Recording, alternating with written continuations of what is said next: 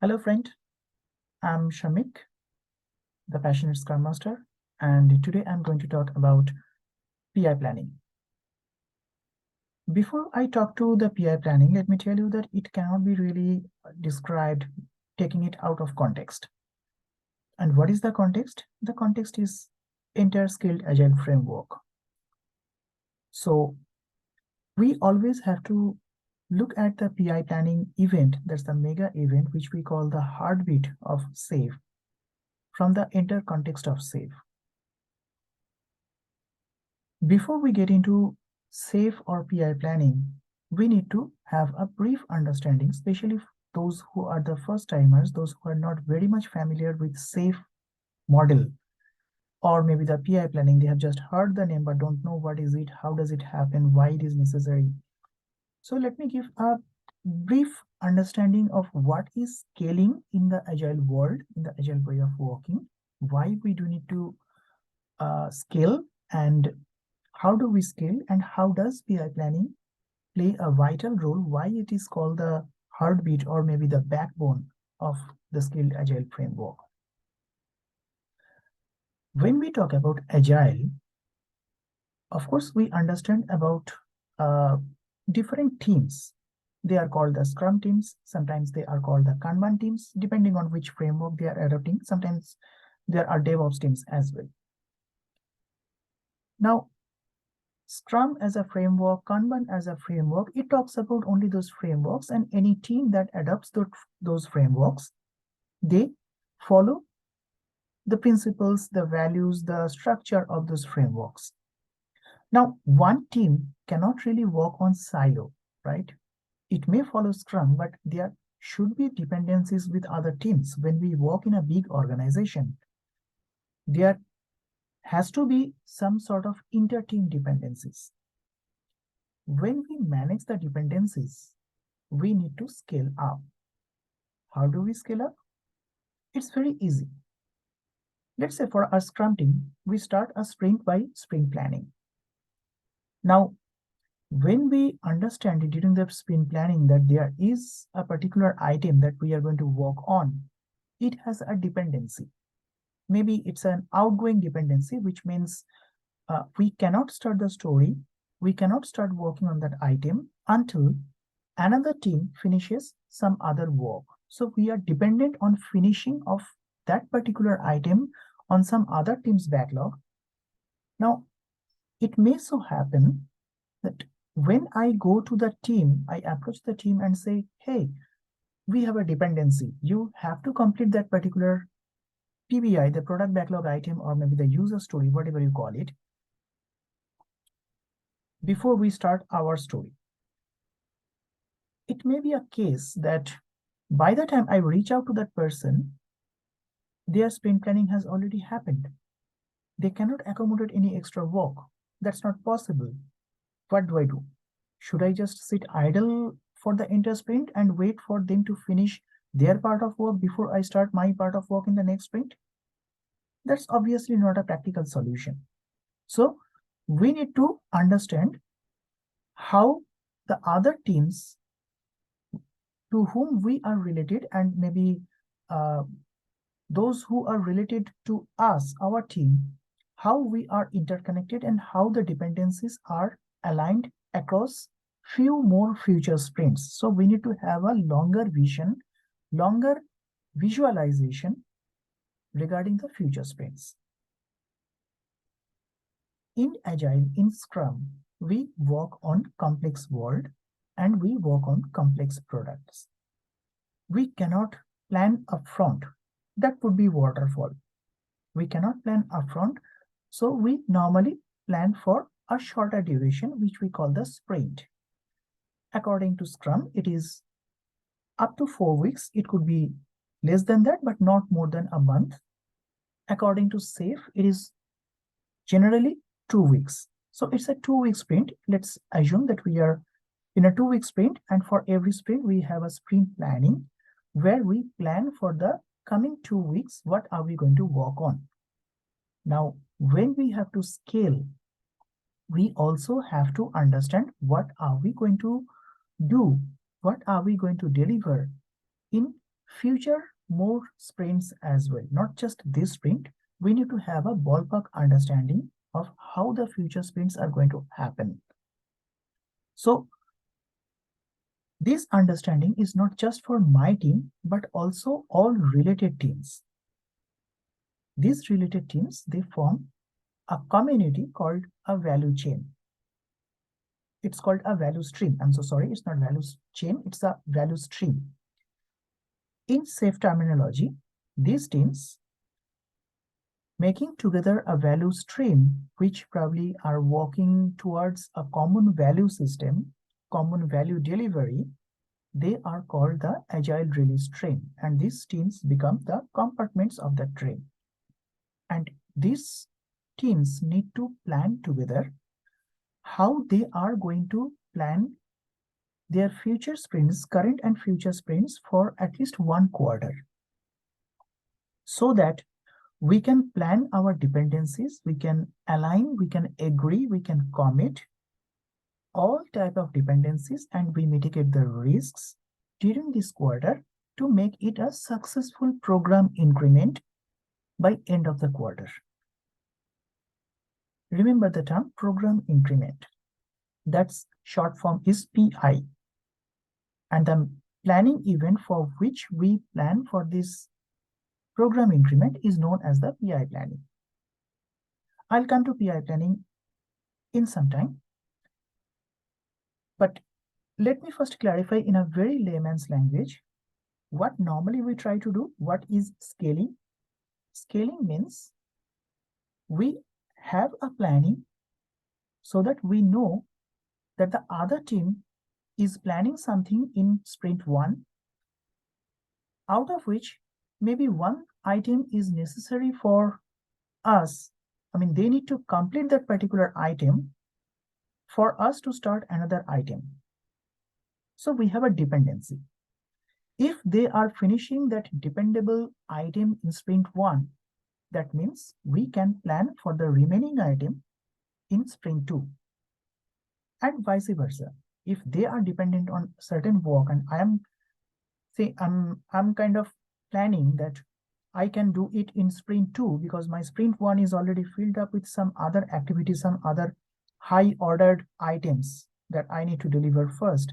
So I cannot really get time. I cannot accommodate that particular dependable item before sprint 2.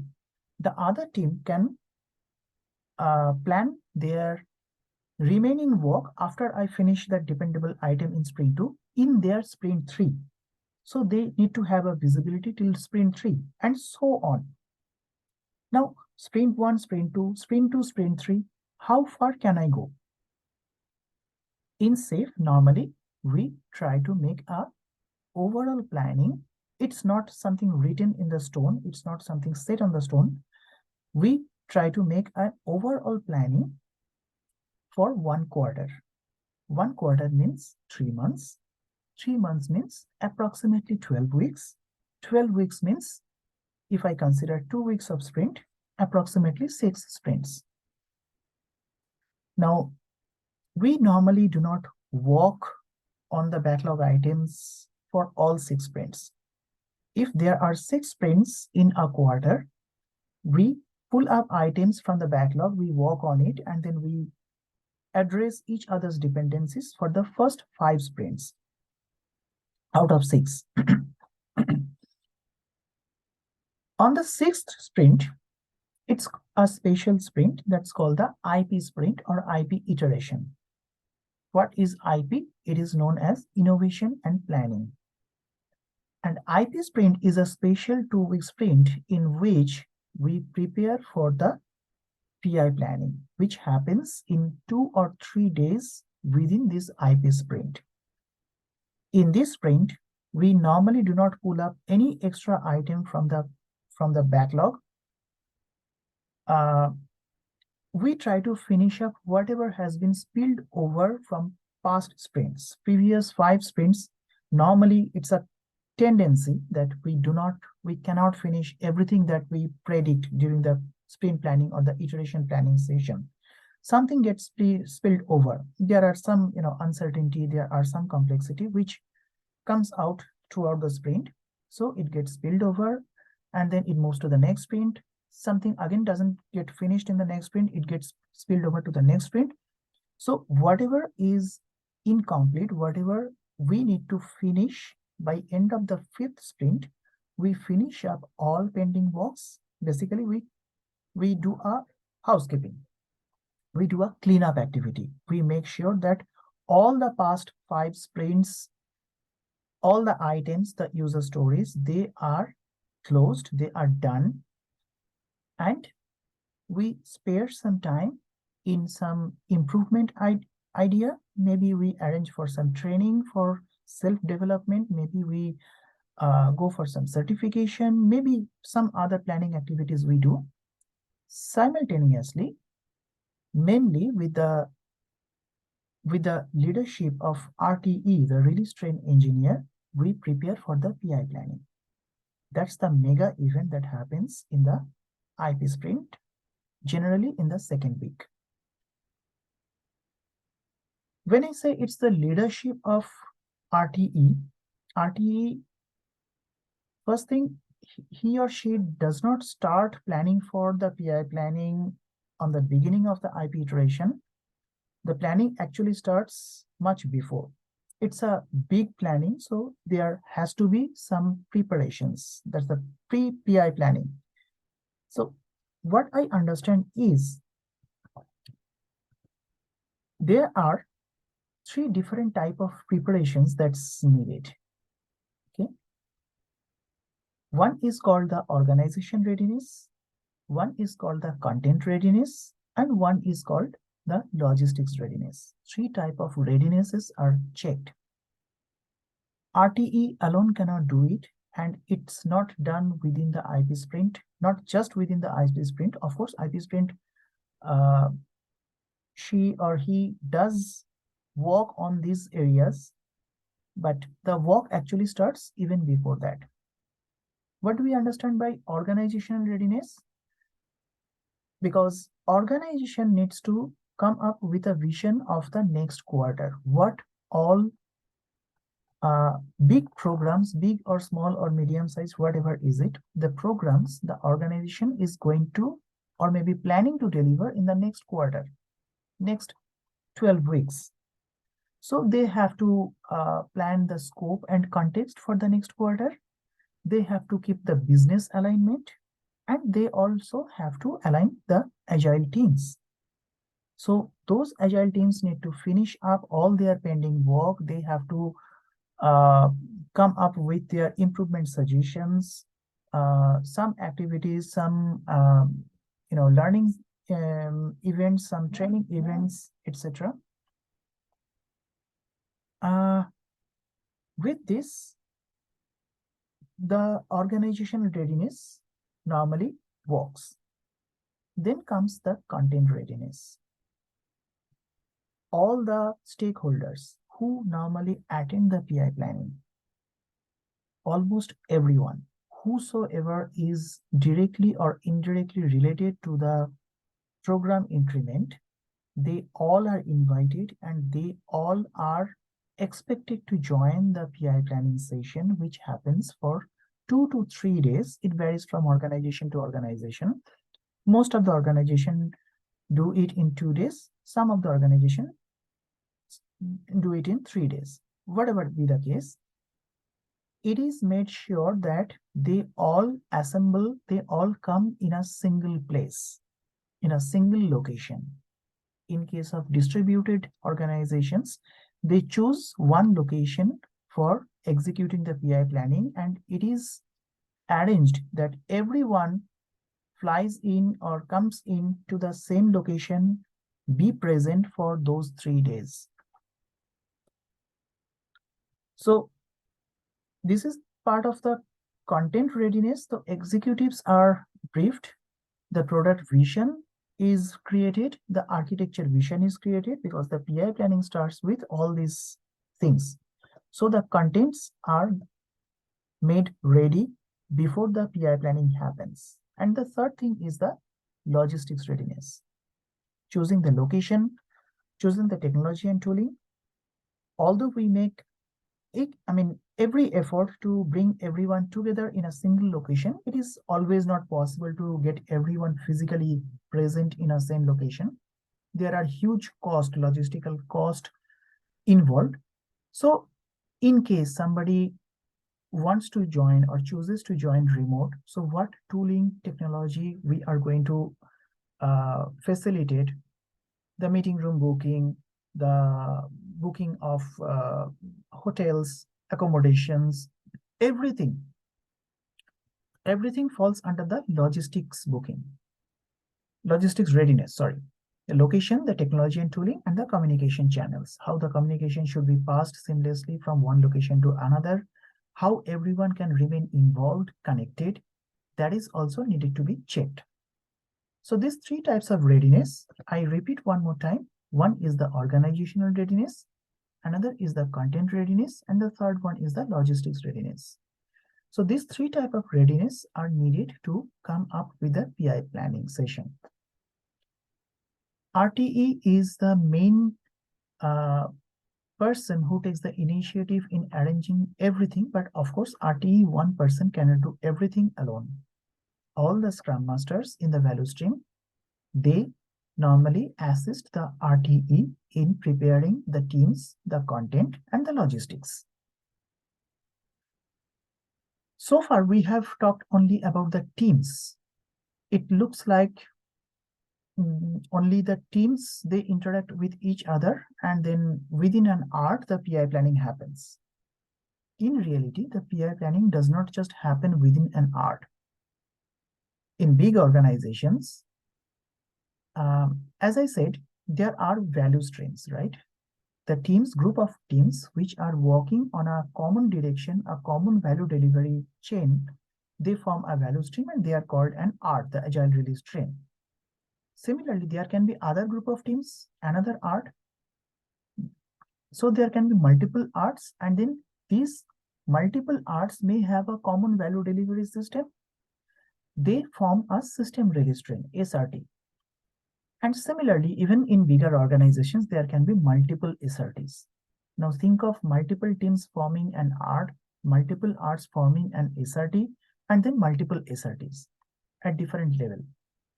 They all join along with their business partners, their stakeholders, all team members, everyone joins this PI planning session physically or virtually, wherever it is possible, in the best way it is possible. They all join for those 3 days.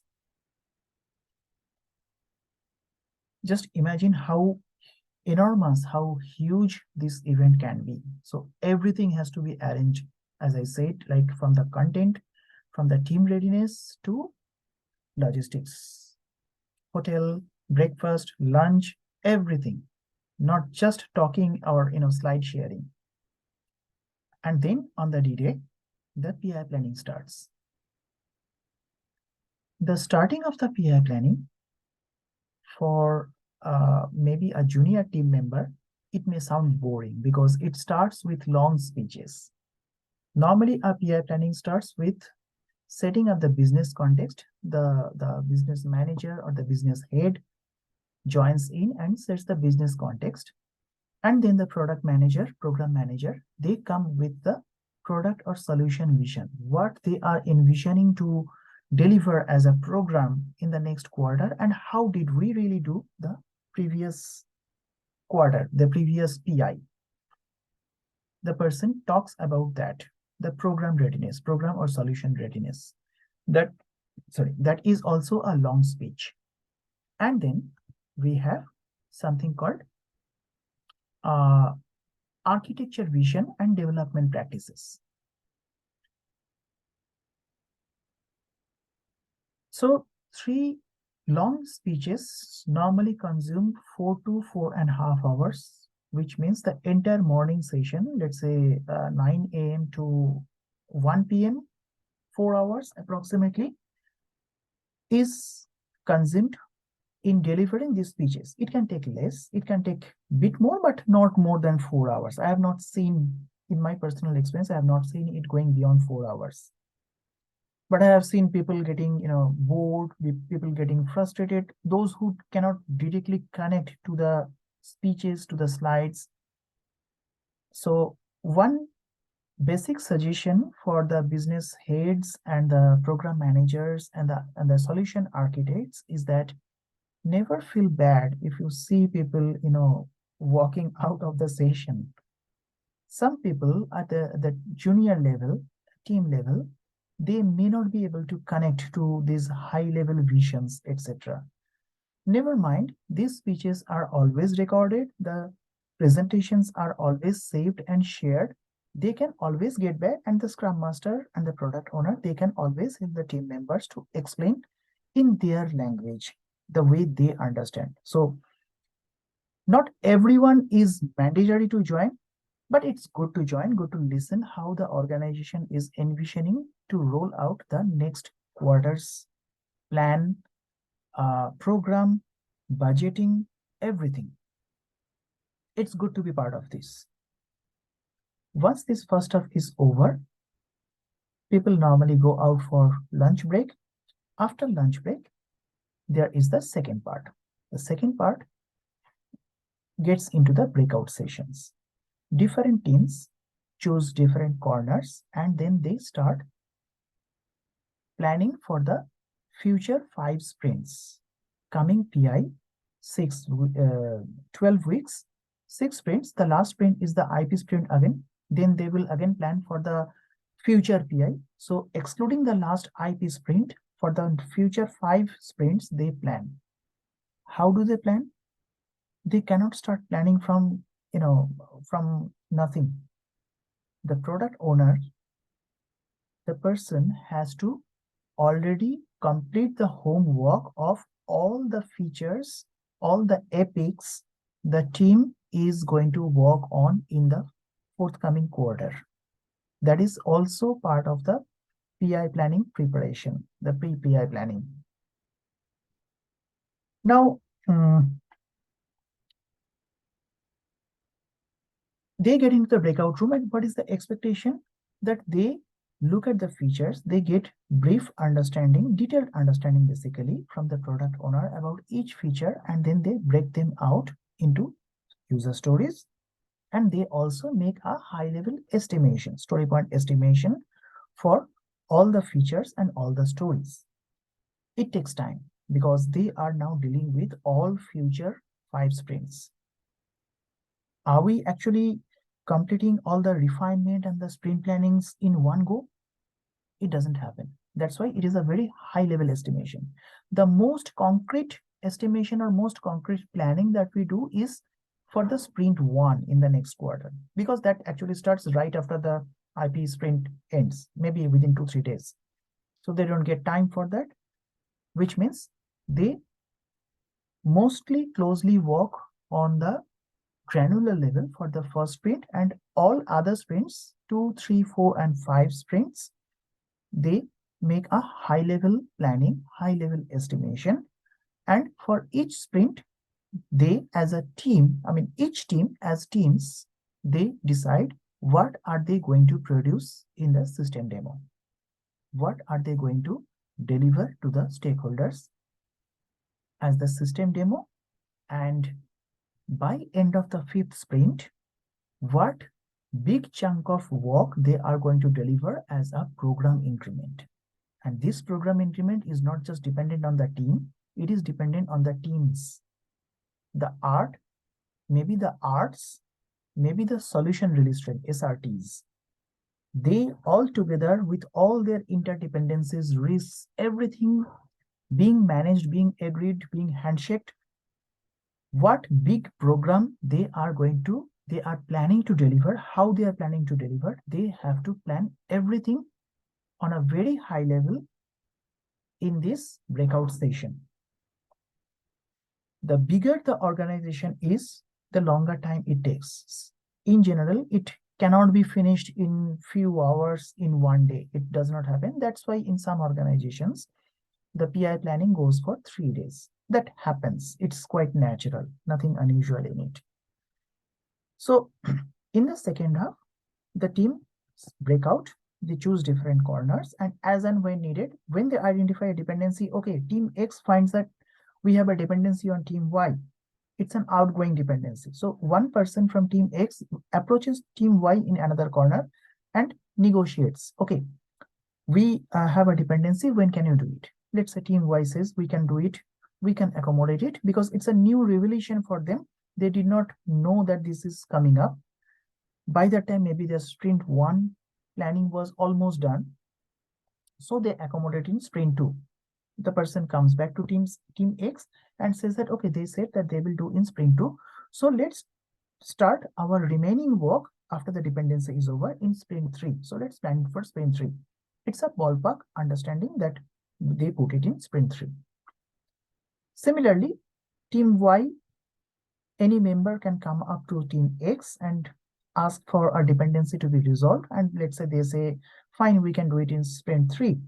And the person goes back to team Y and then plans for the remaining work after their dependency on team X is over. They plan it for sprint 4. That goes up to sprint 5. Beyond sprint 5, there should not be any dependency. So that's how it goes on in the breakout sessions. End of the day, normally the teams come up with a draft plan. To whom they come up? To the leadership, to the business stakeholder representatives, to the business owner, to the program manager, to the solution architect. They come back with the overall placing of the items. And where do they place? They place in a board called the program board. I take a brief pause here and let me tell that there are two outcomes of a PI planning. The first one is the program board, which contains all the teams in an art or in multiple arts, having their features and stories placed in different sprints, up to 5 sprints, and then their interdependencies. It's basically placing a few cards for the features and the stories, and then few threads from this team to that team.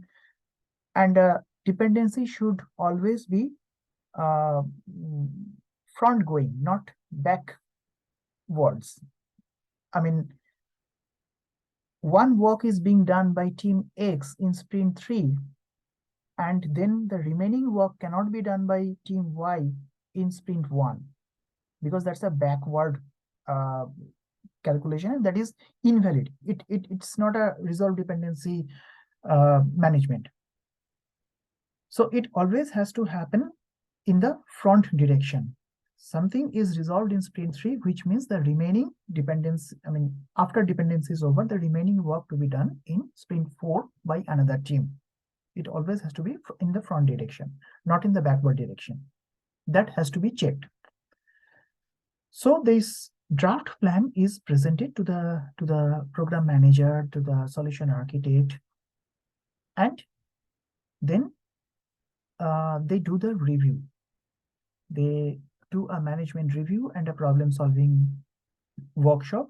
They come up with all the challenges. Not everything goes as expected, that, okay, I have a dependency, they agreed, and then we did a handshake, and then we know when to do it, and everything is fit and fine within 5 sprints. It doesn't happen always that way. There are some open loops which are not resolved. So the teams also come up with those problem statements. End of the breakout session, when the draft plan is reviewed, these problems are also discussed, and the leadership, they try to resolve those problems. That is how the first day gets over. After that, there is a second day. In general, as I said, there can be 2 days, there can be 3 days, depending on the volume of the teams, volume of the arts. I'm in general talking about the 2 days program. If you want, you can extend the team breakouts for the next day, and then you can have the remaining events on the third day. That is also possible, but I'm just talking about 2 days program. Second day, it starts with all the adjustments that has been planned. Remember, on the previous day, the teams came up with all possible sort of problems while presenting their draft plan, and those problems were discussed, planned to get resolved. So those resolving plans are accommodated in the new program board, which is called the adjustments. Those adjustments are planned in the morning. The team starts working on the adjustments based on the outcome on the previous day's problem solving workshop. And then they again go into the breakout session. Considering this is the last breakout, in general, the teams try to do a granular level planning for the first sprint, because after the PI planning is over, maybe within 1 or 2 days, the IP sprint is also getting over. They have to get into the first sprint of the new PI.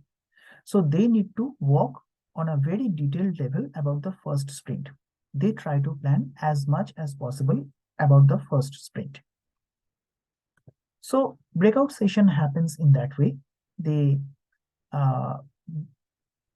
probably detail the user stories. They make kind of estimations. They probably do a velocity calculation. They do everything that's possible during the breakout session, and then they check the feasibility of how much they can do in sprint 1. By the time the breakouts are over, it's again lunchtime. You go for lunch, and after that, the program risk is analyzed. So far, we were managing with the dependencies, and now we are managing with the risks. Each team come up with their own risks. So we had addressed the dependencies. We had addressed the problems. After checking with the problem solving, making the adjustments, the residue, the remaining part remains all the risks that we cannot avoid. We probably need to mitigate the risk. We need to accept the risk. So how can we do the adjustment? So program level risks are discussed in detail, and they are acknowledged, accepted, or mitigated. Once that is done, then it is time to roll off the PI planning session. We are now coming to the end of the PI planning. We come up with a confidence board, and the confidence board happens in a Roman voting system. Do you know what is Roman voting? Nothing but fist of 5. People are asked to use their hand to give the confidence vote in terms of 0, 1, 2, 3, 4, 5.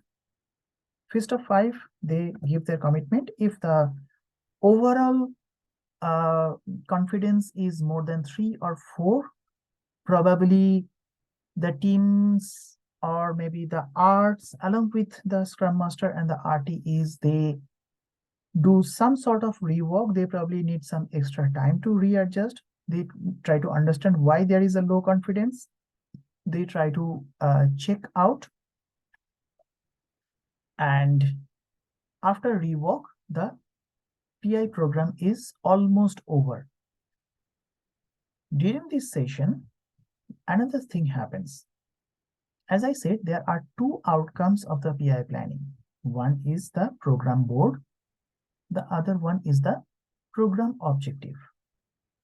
Program objective is nothing but a list of business objectives that's given by the program manager, solution architect, and the business leads.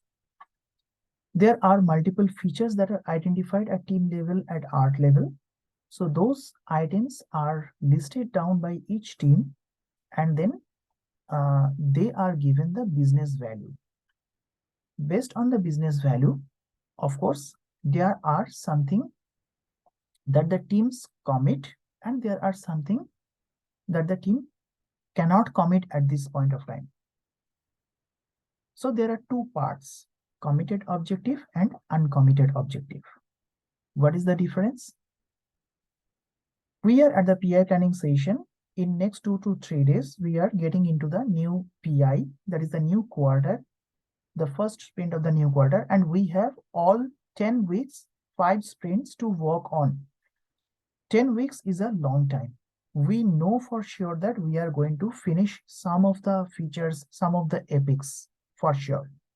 So we commit. Okay, we are sure with all our current strength, capacity, velocity, all calculations, projections, we can finish up these items for sure. That is committed objectives. We can achieve these objectives. And then there are some uncommitted objectives which we are not really sure based on our current skill set, based on our current velocity, capacity, projection, whatever is the case. We are not so sure that we can finish it up in the PI. If we get time, if we get bandwidth, we can finish it, but we cannot commit it. Those areas are uncommitted objectives. Now, we can have a question here. Does this mean that the uncommitted objectives have lower business value? Not really. It may have higher business value, but there may be a situation that it needs a specific skill set which the teams do not have. They probably need to hire a person, and that person is going to join maybe after 1 month. By that time, maybe 2 sprints are over. So it's not even sure if the person is going to join. Maybe the hiring process is right now on, and we are expecting, but until that person joins, we do not know whether he or she is joining. So although it is of high business value, we are still not sure. If another person does not join, then probably we have to arrange for a training session to upskill my existing team members. How can I really plan the session? There is another set of logistics that need to be planned. So they are actually planned afterwards, but something which sitting in the PI planning, I cannot commit as a Scrum Master, as a product owner, or as an RTE. I cannot commit on behalf of the team, so that remains uncommitted objectives. It may have higher business value, but that does not mean that I have to commit it at any cost. No force on that. So the business values are given, and based on that, it is published as the program objective. For each team, for each art, there is a program objective with listed business values. As and when they complete those items at feature level or at epic level, those business values are achieved. So 2 outcomes of the PI planning session. One is the program objective, which is a list of committed and uncommitted objectives. Another is the program board, which is basically a graphical representation of all the items and the interdependencies across the teams, across the arts. So these are the 2 items that we need to work on at the end of the PI planning session. And after any rework that we need to do, after we analyze the risks, etc., we probably have low confidence during the confidence board. So we try to figure out what was the reason. We do a rework, and then finally we end up with a retrospective. It is the PI's retrospective. We try to figure out what went right, what went wrong, what could be improved, how was the content readiness, how was the organizational readiness, and how was the logistics readiness. What can be done better for the next PI? Suggestions come in. So it goes on like this. There can be a question, what is the role of Scrum Master? Because it's mostly RTE driven big program. As I said, RTE cannot do it alone. In each and every step, especially for the organization readiness, where you need to prepare the team, come up with their, all cleaned and closed previous backlogs, cleaned sprints, and then the product owner coming up with all forthcoming features and epics. Without the help of Scrum Master, the RTE cannot really do that. Arranging the breakout sessions, and then doing the inter-team dependencies everywhere, Scrum Masters are the facilitator. For each team, the Scrum Masters are the facilitator. They have to go back and forth on behalf of the team. And it's not that just they have to go, they facilitate these movements, these discussions, these communications everywhere Scrum Master's presence are necessary. If there is any stakeholder who needs to immediately communicate to a particular team, the first point of contact is the Scrum Master. So it is normally a good practice. I have seen it that during the PI planning session, wherever the PI planning event is happening, maybe in the entire floor or maybe in a big hall, in a prominent location, all the communication details, generally the phone number or the email address of the Scrum Masters, are displayed in a prominent location in the area so that anyone can reach out to any team via the Scrum Master. Another question that came out while I was discussing the PI planning in one of the sessions was how it is related or how it is different from the sprint planning.